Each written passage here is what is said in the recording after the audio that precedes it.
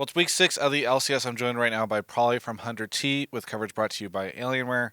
Now, Prolly, we have a lot of fun with these interviews, but this one might be a little bit more serious because 100T is in a really rough spot. And I remember I interviewed you, I think, week 2, week 3, and you were like, yeah, we're going to figure this out. But it felt like in that game against Clutch, you just barely escaped being the bottom place team. So, what is actually going on? What is the problem? Man, I wish it was a really simple answer. I think biggest thing right now is our scrim and stage is too different.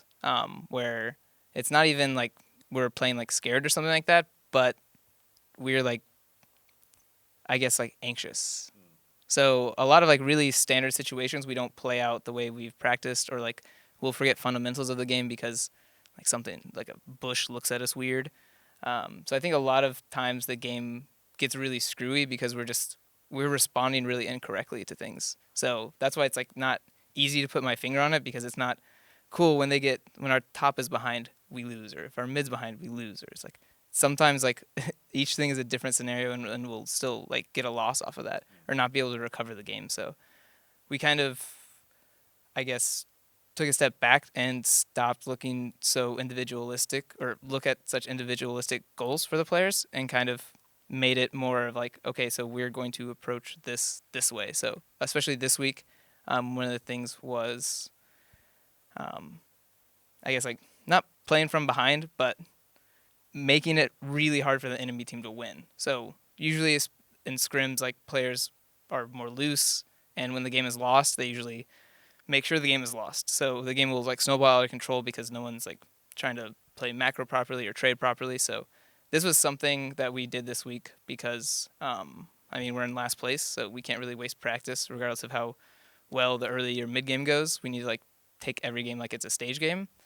So this week we actually got a lot of practice, like, yeah, making it really hard for the enemy team to win if we're behind, and if we're winning, obviously we're gonna try to win cleanly. So this game starting 08 was not ideal, but at least we had a good week of practice, like mentally preparing for this is how we're playing when we're behind. This is how we improve how we're behind. Yeah.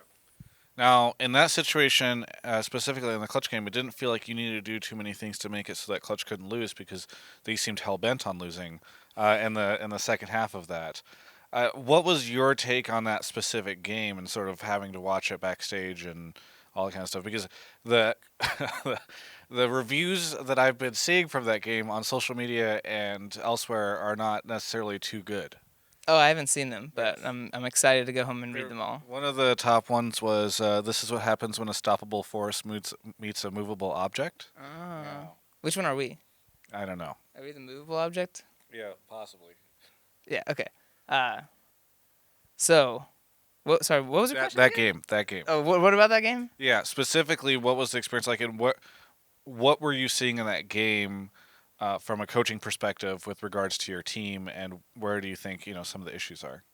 Um, yeah. So I was happy that we could actually play out like and not panic when we're super far behind. So I was really happy we didn't just say like, yeah, this game's over. Like, let's just group five mid and try to team fight them, guys. Sure. We did wait for item breakpoints, which was really important.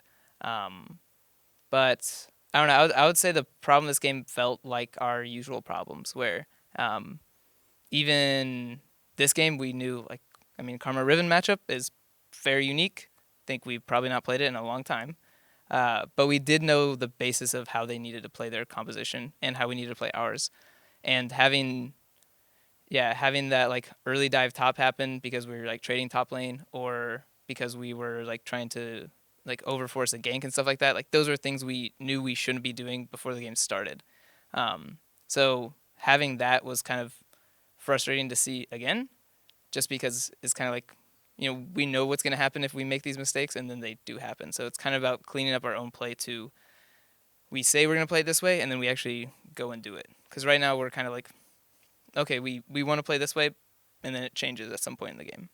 Has there been any consideration on your end in trying to swap in an academy player here or there.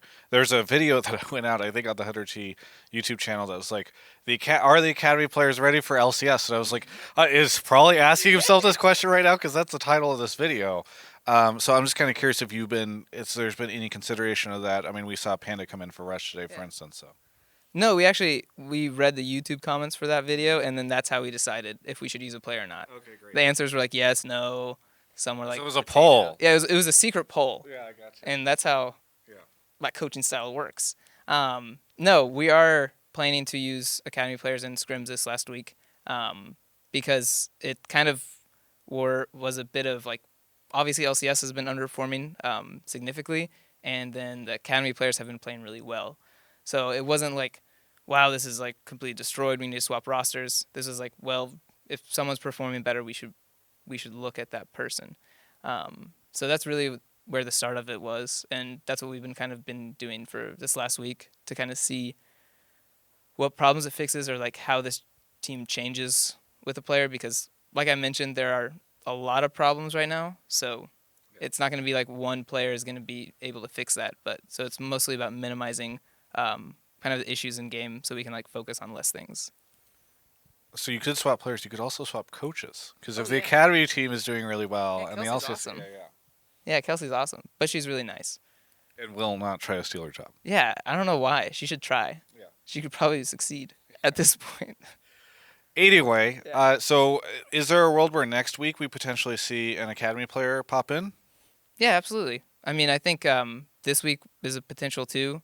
We decided against it because this roster. I think we had a better chance of winning. So once we get to that kind of threshold of like this is gonna be better for us, like the champion pool match is better, or the playstyle match is better, or just like the overall performance is better with this player, like that's gonna be when we make a choice. So yeah, I would say, I think when you asked, or in like week 2 or something, Ago, yeah, that's when it's like, well, in the future, and then now we are there where we're actually looking to make changes and wanting to make changes. What is the aspiration for the team now, given that we're so late in the split and the team is just barely irked out of being last place? Barely irked out. I mean, No, you're that right. clutch game, you guys Yeah, were in a battle yeah, for last yeah. place, and the clutch thing. It just, you know, when you like, you know something, but then when someone says it, you're like, oh yeah. So, yeah, it's just one of those moments where it's like, oh yeah, we barely won that game. That game, was shit. But anyways. I mean, everyone knows that. That's why I don't feel Yeah. bad bringing it up, because it's not like that was a universally agreed upon opinion coming out of that game. Hey, So that could have been our secret strat to give false confidence. The give them classic. all these dragons, and then Yeah. it'll lure them into I mean, bad fights. It doesn't give that much gold, you know. Like, why would you take these stupid dragons? We made the ocean spawn. We made cloud spawn. You know, we made sure no mountains. I really want the headline to just be, it doesn't give that much gold, you know. Why would you take these stupid dragons? 100T Coach Prolly. Hey, if someone takes the bait, then I would have done my job, even if it's one person. I can't even remember what you're talking about anymore. We were discussing the aspirations for the team Oh, yeah. this late in the split. Yeah, so I think before in preseason, like our scrim results were like not great, but our progress was really good. So we actually had really high expectations once we built the roster, and then once we actually saw it play, I was like, okay, this is fair to assume we can make finals and see where we go from there. At this point, everyone is really focused on like week to week, literally day by day. Like we don't get to look 2 weeks in the future or a month in the future or summer splits. Like it's not over yet in spring for us, so we have to make each game. This is like, yeah, do or die every single game. And right now, every single opponent is above us, so we don't get to be lazy on prep for like lower teams or like test comps that we're not great at. It's like we have to play what our best champions are every game right now until the end of the split. Sure. And if we can make it into playoffs, then that's when we get to pull out something new. Is there anything that you want to say to any of the 100T fans right now? 100T fans, if you're out there, thank you, and I love you. And if you ever look at the 100T's subreddit, because the league subreddit hates us, but the 100T's subreddit, they actually use their brain. I like it. That's good. I mean, normally when a team is losing a lot, their subreddit hates them more than the league subreddit. So if the 100T subreddit's still supporting you, you're in a good place. Yeah, so I was actually really happy about that because, yeah, when I looked over there, I was like, I need to get a glass of water and prepare myself. But I was pleasantly surprised. Okay, good.